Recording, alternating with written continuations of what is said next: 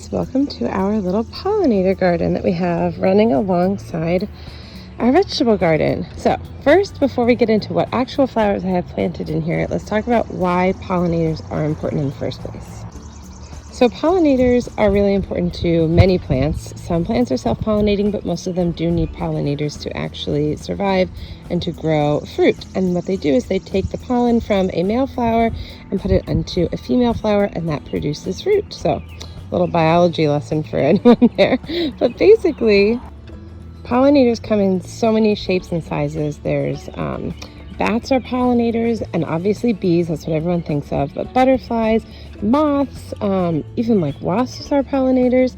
So there's a whole different variety, and I like to plant a big variety of flowers and pollinating plants so it attracts a different pollinators to your garden.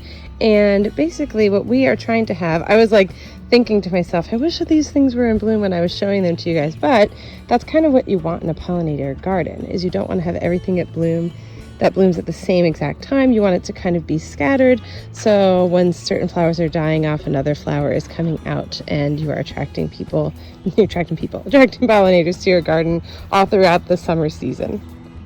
So we have them outside of our garden because I like how it looks, but we also do have plants, I don't know if you can see here, we have like marigolds planted in our garden as well along with our vegetables. So, and we have like some nasturtiums back in where the blueberries are.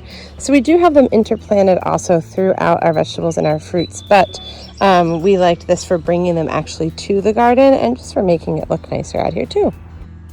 So that's why we do pollinators in and outside the garden. Again, it helps to kind of create this whole like vibrant ecosystem that you have here that's important for plant life. And I will put all of this information on the blog. I'm going to take you on like a little video tour of what the actual pollinators are in our garden, go around the corner here. But I'm going to put all this on the blog so you have it like in written form so you can reference it if you're planning a garden next year.